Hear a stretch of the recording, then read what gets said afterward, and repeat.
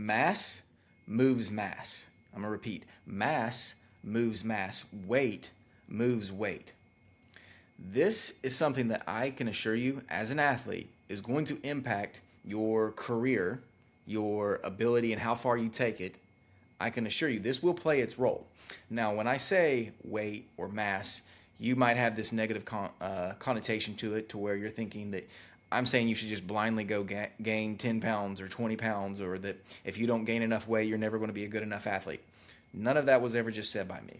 But what I can assure you is that understanding how mass moves mass, just as a phrase, it's a mindset behind becoming powerful, okay? So when I'm working with or being around some of the elite athletes that are currently at both the high school and collegiate level, I can assure you that being explosive, not just being strong, yes, but being explosive and being powerful is the overwhelming focus to every athlete, regardless of the sport.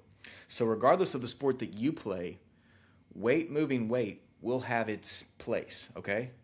If you hit a ball, if you hit a person, if you make explosive movements, your weight and your ability to produce power plays a role, okay? I've always said that in a very simple term is that strength is how much weight can you move, power is how fast can you move that weight.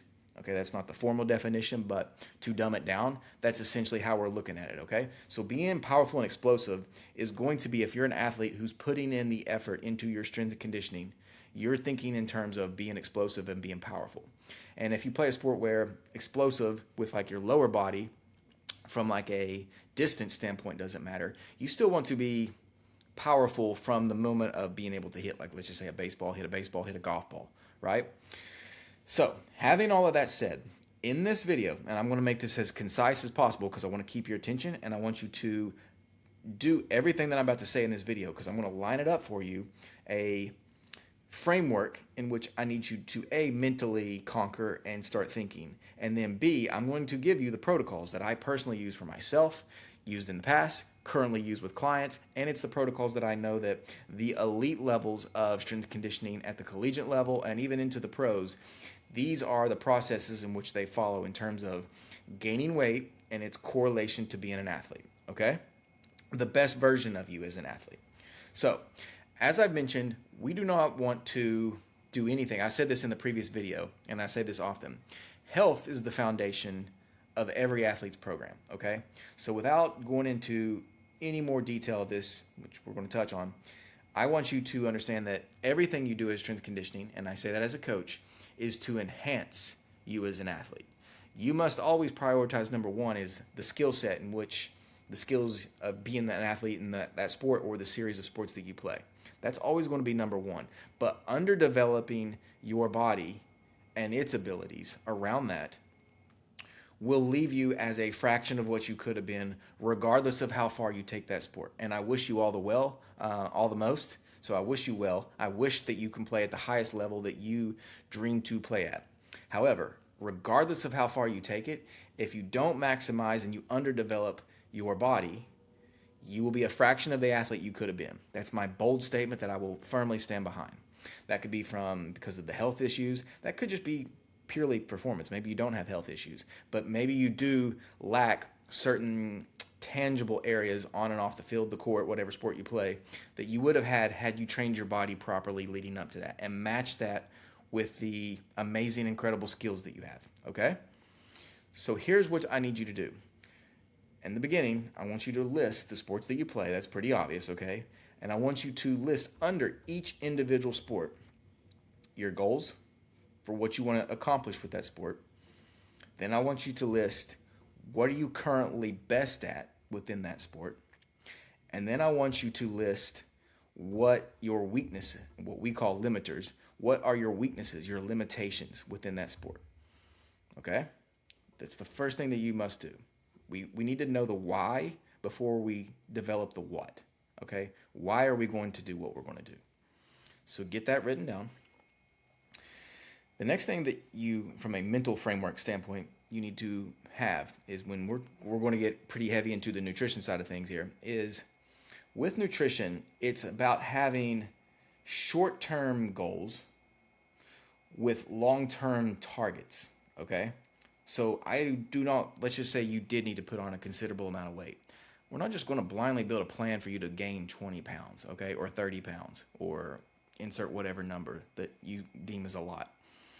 We're going to set, we might understand that you need to gain 30 pounds, but we're going to set goals to gain 5 pounds. We're going to set a goal to just have a consistent week-to-week gain that we can monitor where we know your progress is on a good pace. We're going to have short-term goals with a long-term target, a long-term vision of where you want to go. Okay? So this is critical, especially for nutrition. Okay? If you needed to gain, if you wanted to gain 100 pounds, add that to one of your key lifts in the gym.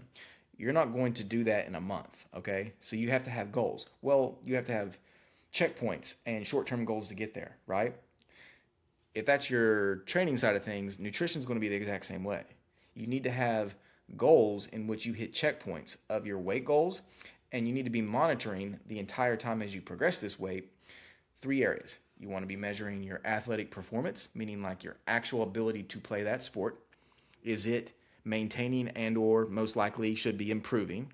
You want to monitor your training performance, meaning what you're doing with strength and conditioning. Are you getting bigger, stronger, faster, better, okay, in the weight room, in your speed work, whatever it is you may be doing, all the above, likely. And then number 3 is your body composition.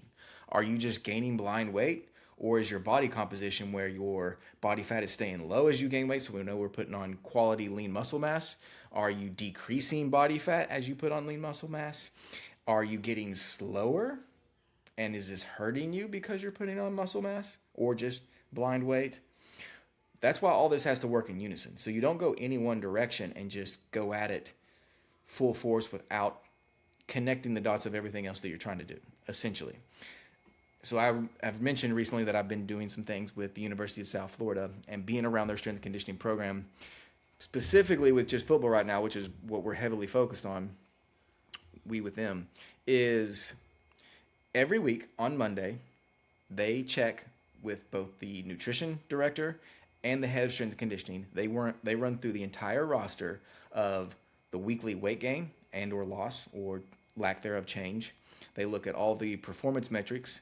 So they're constantly monitoring that the athlete they're looking for feedback that says that the athlete is getting stronger, bigger, faster, and is hitting the adequate numbers that the team is looking for, but that they're also recovering, that they're not under eating, that they're not overtraining or over exalting themselves. Likely not ever doing that, but sometimes it does happen. Everything's being monitored. Sleep, nutrition, full recovery, rest recovery. These are 2 different things. Everything is being accounted for, okay? And when something's out of balance, nobody panics because they're looking at it in weekly measurements, okay? So by doing that weekly, you're not like, whoa, that's 1 month to, 1 month difference. Like, whoa, why did something happen or not happen? They're not panicking. So by doing short-term goals, but also weekly monitoring, this prevents you from A, panicking and making a wrong decision, but B, it allows you to make a slight modification, which is usually all that you need in order to crack through or break down a wall that you're struggling with, okay? Or to just fix an issue, plug a hole in your plan. So I want you to have short-term goals with long-term targets, and I want to do weekly monitoring. I want you to be doing weekly monitoring. So since we're talking about weight in this video, here's how you're going to monitor your weight. Go to Walmart, get a weight scale. They're like $10, $10, $15. I don't know what they are, but they're pretty cheap. I want you to weigh yourself every morning on an empty stomach. Empty stomach is key before you drink water, anything.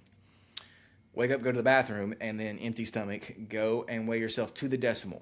197.6, 137.8, whatever your weight is, okay? And I want you to the decimal to write that down. By the end of the week, you're going to add up all 7 days, and you're going to get your weekly average, okay? I don't care about one given day. I care about what your weekly average is. So at the end of the month, you've weighed yourself, let's just say 30 times, but we're really only concerned in monitoring.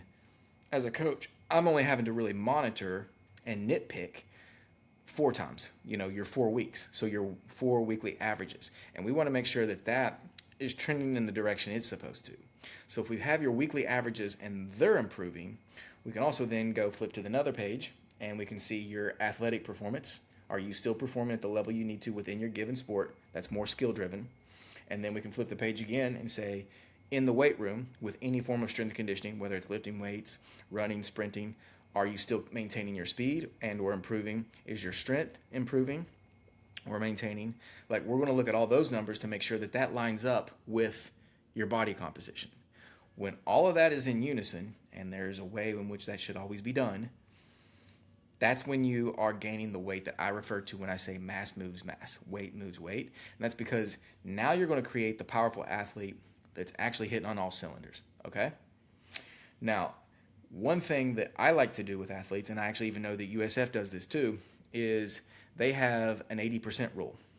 So even though you are given a weight range, okay, so I haven't even mentioned that. You're given a weight range, and I give you a weight range. So let's just say in this hypothetical, your ideal weight should be like 195 right now. That's the number we're trying to target. Your weight range for that would be like 193 to 197, okay? If at any point you're not in that weight range more than 80% of the time, your weekly average is outside of that, that is the first flag of which we need to see, like, okay, something's really wrong here. You're either under eating, you're under recovering somewhere, you're overeating, or you're eating the wrong things. That's often the wrong time when people put on the bad weight. It's not that they eat too much per se, it's that they eat a lot of the wrong things.